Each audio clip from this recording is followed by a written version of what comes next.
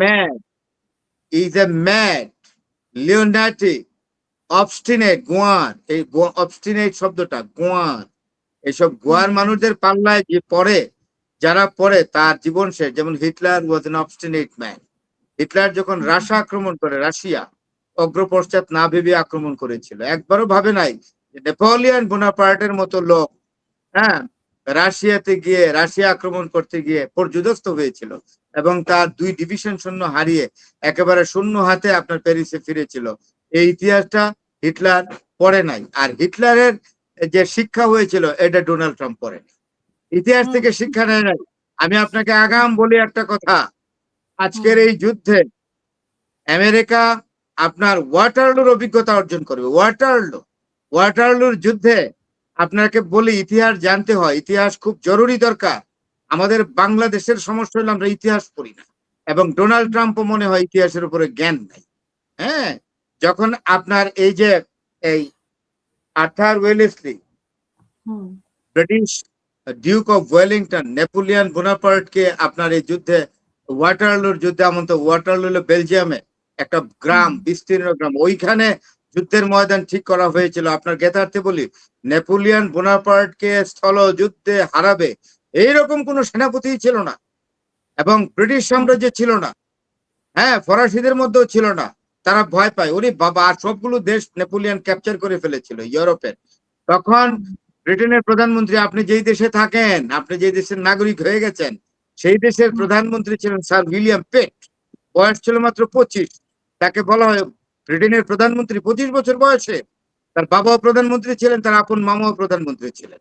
William পেট, sir William পেট, উনি তখন একটা নোটিশ পাঠাইলেন যে ব্রিটিশ সাম্রাজ্য তখন সূর্যাস্ত যায় না, সারা ওয়ার্ল্ডেই ব্রিটিশ সাম্রাজ্য, বিভিন্ন দেশে ব্রিটিশদের সেনাপতি আছে বিভিন্ন দেশে।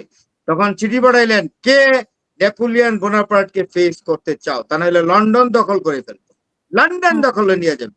তখন একজন সেনাপতি বলল, I am going to accept the challenge, আমি এই চ্যালেঞ্জ ফেস করবো। তার নাম হলো sir Arthur Wellesley, Duke of Wellington. মানে বুঝেন, তার বড় ভাই লর্ড ওয়েলেসলি ভারতের গভর্নর ছিলেন, তার অধীনে উনি ভারতের সেনাপ্রধান ছিলেন, ব্রিটিশ সেনাবাহিনীর প্রধান ছিলেন। তিনি বলেন আমি অ্যাকসেপ্ট করলাম। তখন তাকে নিয়ে যাওয়া হলো স্পেশাল শিপে করে, ইংল্যান্ডে নিয়ে যাওয়ার পরে তার প্রমোশন দিয়ে তাকে ওয়াটারলুর যুদ্ধে পাঠাইছে, এবং সেটা ছিল অ্যাসিমেট্রিক ওয়ার। কারণ নেপোলিয়ন বোনাপার্ট ছিল শক্তিতে অজেয়, তাই উনি অ্যাসিমেট্রিক ওয়ারে গেলেন, 4টা স্তরে সৈন্য সাজালেন, 4টা স্তরে গাদা বন্দুক দিয়া। কারণ নেপোলিয়ন বোনাপার্টের স্ট্র্যাটেজি ছিল, একটা স্তরে ছিল ক্যাভেলরি ফার্স্ট, আর নেপোলিয়ন বোনাপার্ট ক্যাভেলরি চার্জ করতেন একসাথে 4টা। একবার এক ঘোড়সওয়ার গেলে আরেকবার আরেক ক্যাভেলরি যা, আরেকবার 4টা করে একদম স্ম্যাশ করে দিতেন। এবং আর্থার ওয়েলেসলি 4 স্তরে সৈন্য সাজিয়েছিলেন, এবং যখন নেপোলিয়ন, তার স্ট্র্যাটেজি ছিল ক্যাভেলরি দিয়ে স্ম্যাশ করে দিতেন, এবং উনি যখন প্রথম ক্যাভেলরি চার্জ করলেন, দ্বিতীয়টাতে গিয়া সারিতে গিয়া দ্বিতীয় সারি ভাঙার সময় দুর্বল হয়ে যেতেন। মাঝখানে স্যার আর্থার ওয়েলেসের আর 2টা রো থাকতো, ওইখান থেকে তারা গাদা বন্দুক দিয়ে এবং আর্টিলারি দিয়ে অ্যাটাক করতো, এবং নেপোলিয়ন বোনাপার্ট 12:30টার দিকে যুদ্ধে হেরে গেলেন।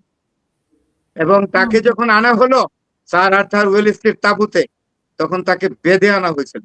তখন ওয়েলেসলি দাঁড়ায় স্যালুট করছে, বলে যে নো, হাত খুলো, তার হাত অবমুক্ত করে দাও, সম্রাট, ফরাসি সম্রাট, তাকে অসম্মান করা যায় না।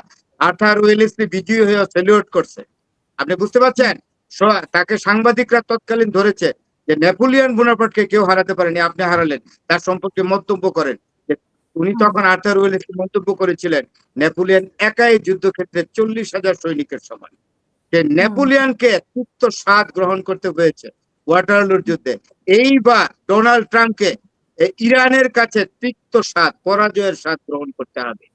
I would like to convey the message to the American authority just to take the reference of the Waterloo battle where Napoleon Bonaparte, an unbeaten champion, had been defeated at the hand of Napoleon Bonaparte miserably.